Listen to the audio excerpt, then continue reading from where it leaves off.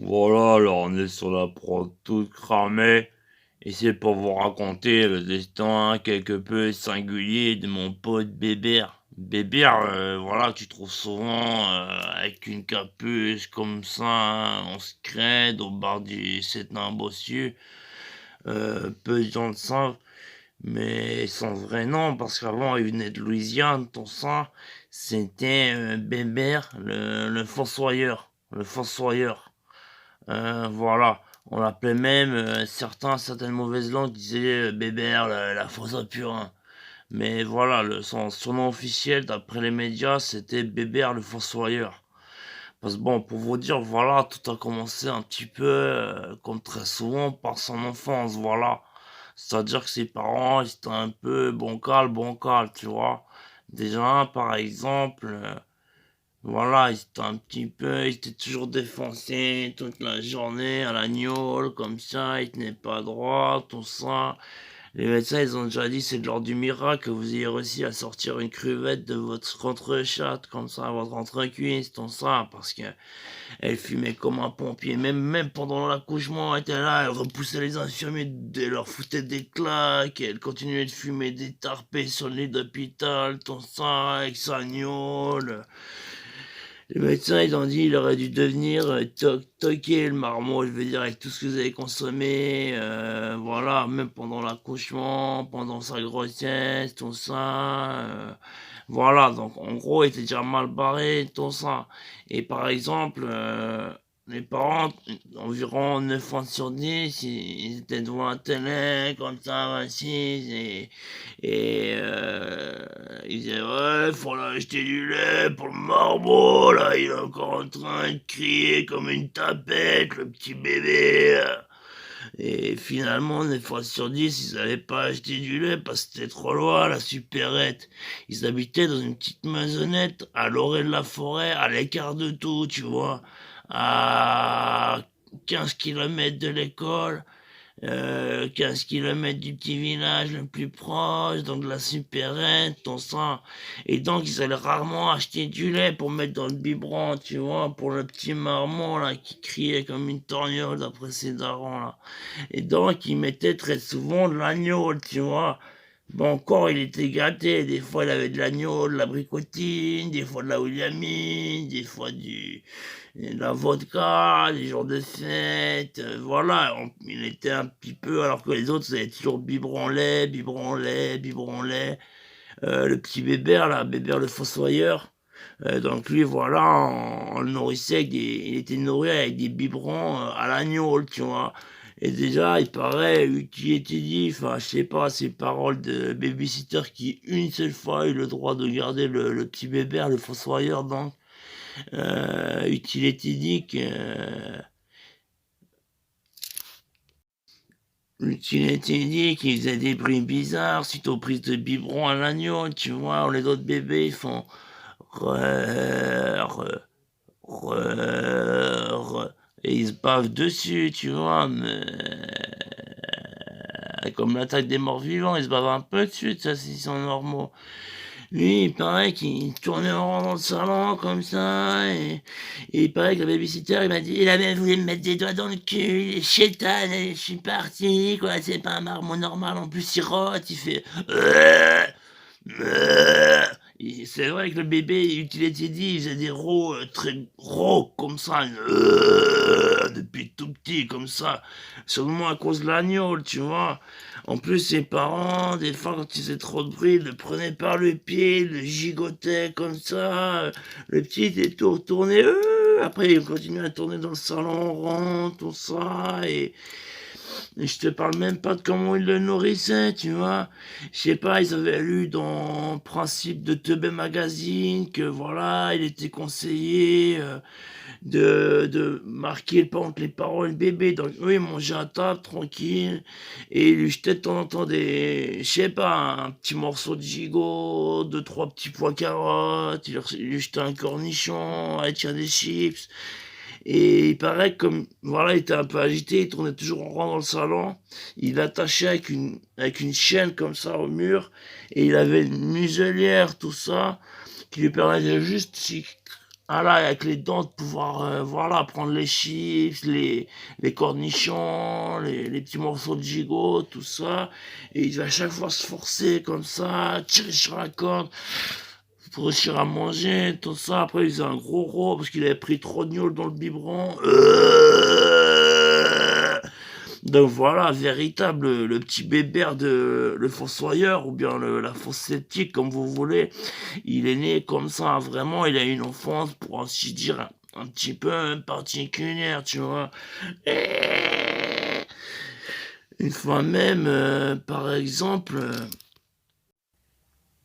et donc voilà, en plus ils étaient un petit peu excentriques, ses parents, je sais pas pourquoi, ils l'obligeaient à porter des collants et voilà, il était obligé de porter des collants, tout ça, un peu comme les danseuses, tout ça, et lui, il le vivait assez mal, tout ça, les potes, ils disaient, ah, il y a la danseuse, ah, il y a le bébé, toujours en collant, qu'est-ce que tu nous fais? Fais-nous une pirouette Bellman avec ton petit tutu, salope! Et voilà, il commençait à la prendre un peu mal de toujours devoir porter des collants, sinon il était gigoté, tout ça. Alors, je sais pas, dans un premier temps, on a commencé à le voir, toujours il ramenait des cadavres de rats, des cadavres d'animaux sur le corps, tout ça. Et voilà, un jour, il était comme ça, avec ses collants, il était devenu un peu balèze, comme ça. Et sa maman, elle fait...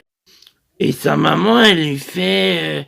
Eh bébé, tu prends du poids, espèce de sale marmot, tu vas venir comme le gnolu, là, mon putain de mari de mes couilles, là. Euh, L'ivrogne, allez, elle a secoué comme ça. Et il paraît qu'il y a même un rat qui est sorti du collant, tout ça. Et après, elle lui a enlevé le collant de force et elle a vu, il s'était fait un habit avec des animaux. Il avait, effectivement, pendant toute la nuit, il saignait les animaux. Avec le sang, il faisait des rituels, on vous en parlera plus tard. Et avec la peau des animaux, il se faisait, voilà, une sorte de faux collant, comme ça, mettre sous le collant, un collant d'animal, tout ça. Il est habillé de la tête aux peaux de chair d'animaux morts, tu vois. Un chien, un renard, un rat, beaucoup des rats, tout ça. Il traînait souvent des rats sur l'épaule.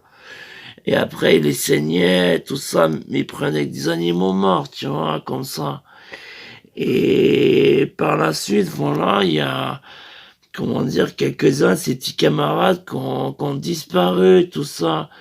Et on les retrouvait toujours dans l'eau. On les retrouvait dans le lac, dans l'étang, à la piscine communale, dans une flaque d'eau, dans une flaque de pisse. Ils étaient toujours dans l'eau, ces victimes. Et il était dit qu'à chaque fois qu'on trouvait un corps, il en sortait des rats du cul, comme ça. Et voilà, personne n'a fait le rapprochement entre le petit bébert qui, parce que personne savait, à part sa maman, qui s'habillait avec des animaux, tout ça. Elle avait crié en flaque, tout ça, et depuis ce jour-là, il a dû partir de la maison. Et c'est depuis là qu'il a commencé à avoir des disparitions. Déjà, ceux qui se moquaient de lui avec son tutu, ils disaient, hé, salope! Voilà, ceux-là, ils ont fini avec des rats qui leur sortaient du cul, tout ça, et de la bouche, comme ça sortait de la bouche, tout ça, et voilà. Et il y avait, ouais, c'était un truc de dingue, quoi. Et voilà, c'était la première étape, on va dire, comment ça a commencé dans sa bourgade. Parce que voilà, du jour au lendemain, il a disparu, le petit Bébert le fossoyeur, hein, qui n'avait pas encore ses surnoms, hein, c'était encore Bébert, Bébert le toc-toc au collant, tu vois. Et donc, voilà, ils ont remarqué qu'il n'y avait plus de cadavres avec des rats et des autres animaux qui sortaient de la bouche et du cul. Donc, ils se sont dit, ah, ça devait être le Bébert. Voilà, ils ont lancé, voilà, un avis de recherche sur lui, tout ça, et voilà, des années encore, il reste introuvable, tout ça, parce qu'il a vraiment changé d'identité, comme ça. Il est parti de sa Louisiane d'antan, tout ça, il est parti bien plus loin, tout ça, il a roulé, il est parti dans un autre bled, il s'est refait une vie. Ici, il s'est fait les yeux noirs, il a tout refait le reste, tout ça, et voilà, il était dit qu'on le voyait content de pleine lune. C'était vraiment quelqu'un qui, voilà, une sorte de snake ghost, tu vois. Je veux dire, on le voyait nulle part. Personne connaissait son adresse, on parlait de lui, mais personne ne savait où il habitait, qui il était, on savait même pas. On l'appelait B, même pas Bébert, tu vois, on l'appelait B. Et tout le monde, ça jacassait sur lui. Il y en a qui, voilà, disaient, ah, il paraît qu'il a fait des choses pas saines dans son enfance, tout ça. C'était une sorte de prédicateur, tout ça, quand il le voyait, il disait, tu as été bon, fils, tu as massacré les porcs de ta bourgade. Il disait que cette phrase à chaque fois qu'il passait devant lui et tout ça. Une fois, le B était avec une demoiselle, tout ça, une copine, voilà, tranquille, avec une demoiselle correcte, tout ça, il sait se tenir, non, non, non, non. Et allez, il leur sortait pas des rats de la bouche, du cul, non, ça va, tranquille. Mais bref, il y a le prédicateur, il a fait, tu es un bon, tu as massacré tous les porcs de ton enfance. De ta bourgade de porc. Et là, il lui a dit, non, je sais pas ce qu'il dit, tout ça, et il avait fait, et voilà, la demoiselle, elle a trouvé ça un peu louche, tout ça, mais ils avaient continué. La nuit, ils ont fait leur triangulerie, tout ça, ils sont vus quelques fois, tout ça. Il était, voilà, il avec des fréquentations par-ci, par-là, et tous ceux qu'il a rencontrés disaient, je n'ai plus de traces de lui, il a disparu, c'est comme, j'ai l'impression d'avoir jamais rencontré, ce qu'il est dans ma tête, tout ça. Pourtant, on a fait des dingueries toute la nuit, il sait s'y prendre, le lascar, tout ça, et pendant ce temps, B, il continuait, et voilà, il habitait dans un endroit un peu dans les égouts, il s'était fait une sorte de planque dans les égouts, tout ça, et il vivait au milieu des rats, tout ça, il avait un grand manteau, une capuche avec une hoodie, tu vois, une capuche comme ça, et tu étais dit qu'il y avait, voilà, des rats qui traînaient sur ses épaules, qui entraient dans sa hoodie, qui sortaient par sa manche, venaient dans sa main, il avait commencé à avoir une certaine emprise sur les rats, tout ça. Et voilà, petit à petit, il y a des corps qui commençaient à tout d'un coup, voilà, ils commençaient qu'est-ce qui m'arrive? Il s'était pris de spasmes, tout ça, il commençait à trembler, et sans que, voilà, ils aient vu B ou quoi que ce soit, il y avait tout d'un coup un rat qui sortait de leur bouche, tout ça, et il commençait à avoir des stigmates et du sang sur les mains. Il paraît tous les, voilà, il paraît, ça a commencé par les plus pécheurs. Seuls les innocents surtout, et les satanistes étaient épargnés, et tous les autres, un par un, ils commençaient à avoir, on disait, ah, c'est le trouble du rat, il y en a qui disaient, ah, c'est le Covid-22, tout ça, il y a des rats qui sortaient de la bouche, après des spasmes et des convulsions, et après, ouais, des stigmates partout, il y avait du sang comme et là, il y avait sur les mains du sang qui coulait, et c'était toujours écrit guilty, guilty, tout ça, et bon, bah, c'est une affaire à suivre, hein.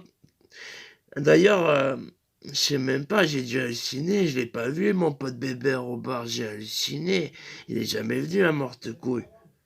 Mais par contre, avec ses rituels, il savait que le sang, il faisait des rituels, tout ça. Et les rats, il a réussi à... Euh, euh,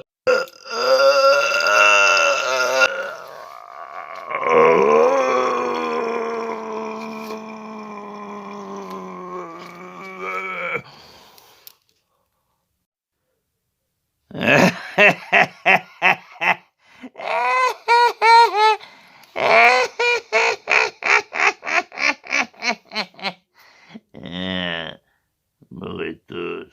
Mauvais tos.